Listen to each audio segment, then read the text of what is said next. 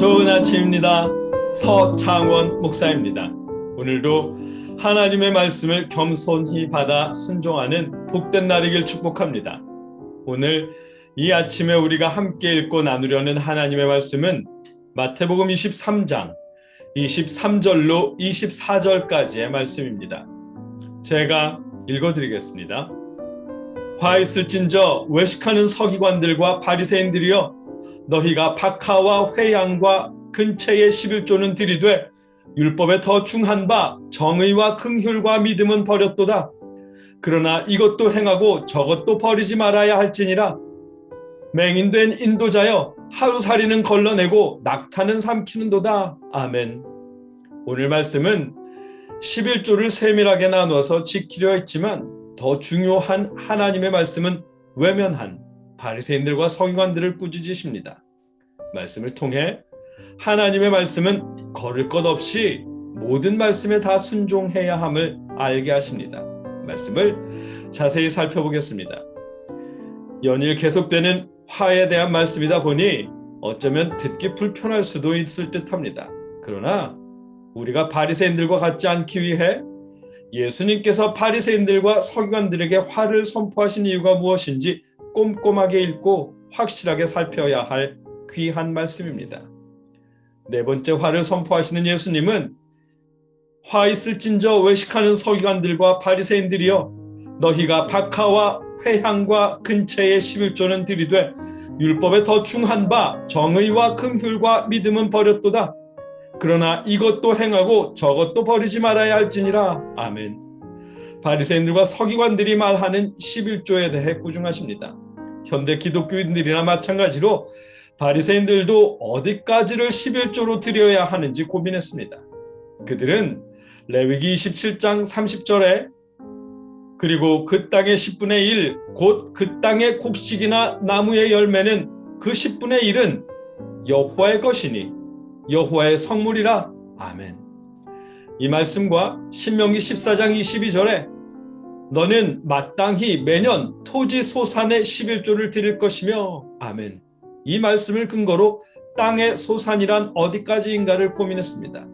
안식일을 거룩히 지키라는 말씀에서 일이란 무엇인가를 고민하고 이것으로 내 손의 기호와 내 미간의 표를 삼고라는 말씀을 가지고 손의 기호와 미간의 표를 위해 경문띠의 넓이는 어느 정도로 해야 하나 고민한 것처럼 땅의 소산의 범위를 고민했습니다. 결과는 박하와 회양과 근체라고 하는 모르는 사람들이 보면 자풀처럼 보이는 허브에까지 범위를 확대했습니다. 하나님께서 땅의 곡식과 나무의 열매라고 하시며 농사지어서 거두는 농작물들을 언급하셨지만 바리새인들은 더 세심하게 나눠서 땅에서 취하는 모든 것들로 확대 해석했습니다. 11조에 대한 것은 세밀하게 나눠서 모든 것을 포함시켰지만 안타깝게도 더 큰 율법은 버렸습니다. 율법에 더 중한 바 정의와 긍휼과 믿음은 버렸도다. 아멘. 더 큰 계명, 구약의 핵심이라고 할 수 있는 정의와 자비와 신실함을 그들은 버렸습니다. 예수님이 말씀하신 정의와 긍휼과 신실함은 구약 여러 곳에서 강조하는 말씀입니다.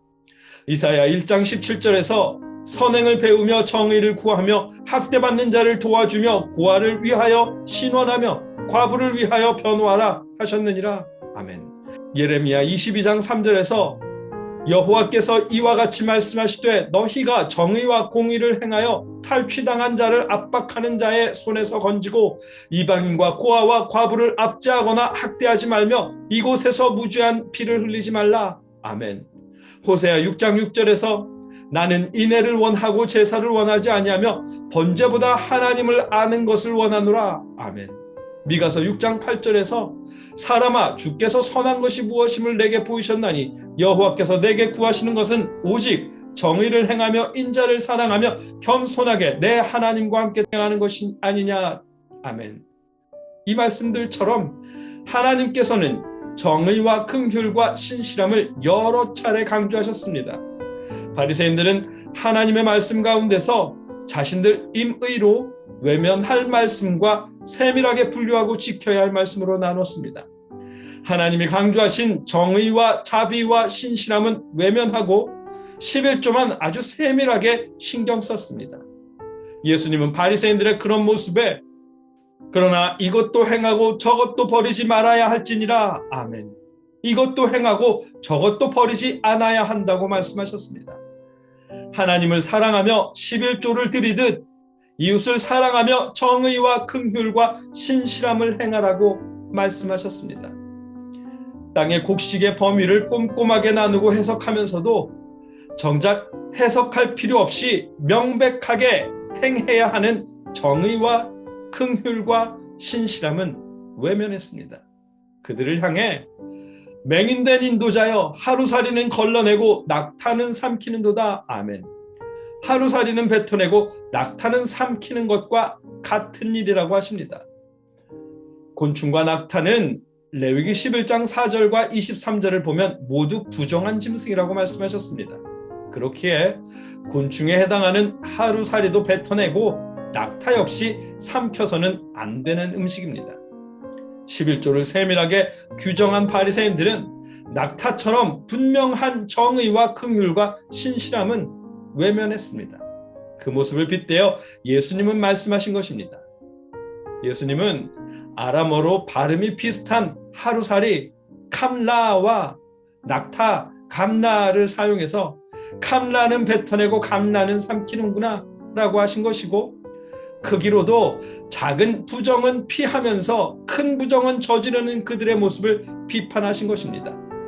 이것도 행하여야 하고 저것도 버려서는 안 되지만 정말 중요한 것이 무엇인지 모르면서 마음대로 취사 선택해서 지키는 그들을 향해 맹인된 인도자라고 꾸짖으신 것입니다. 말씀을 정리하면 바리새인들은 11조 규정을 세심하게 해석했지만 해석할 필요조차 없이 명백한 정의와 긍휼, 신실함은 소홀히 했습니다. 예수님은 그런 모습을 꾸짖으시며 하나님을 향한 사랑으로 11조를 드리듯 이웃을 향한 사랑으로 정의와 긍휼과 신실함도 행하라고 하셨습니다. 이 말씀을 통해 우리를 살펴보게 하십니다. 축복받기 위해 11조를 드린다면 마찬가지로 축복받기 위해 공의와 정직을 행해야 함을 알게 하십니다.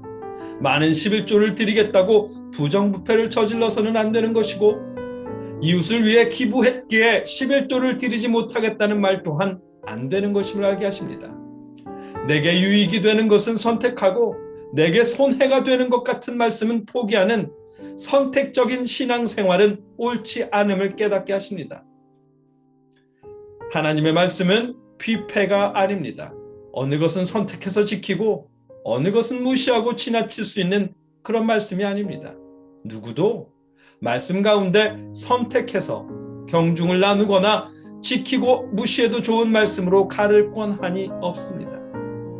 물론 모든 말씀을 다 지킬 수 없음을 알기에 우리의 의를 자랑할 수 없는 것이고 예수님의 보혈을 의지할 수밖에 없는 것입니다.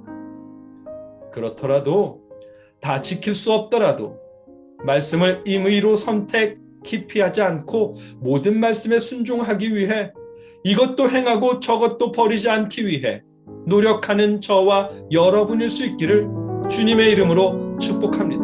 함께 기도하겠습니다.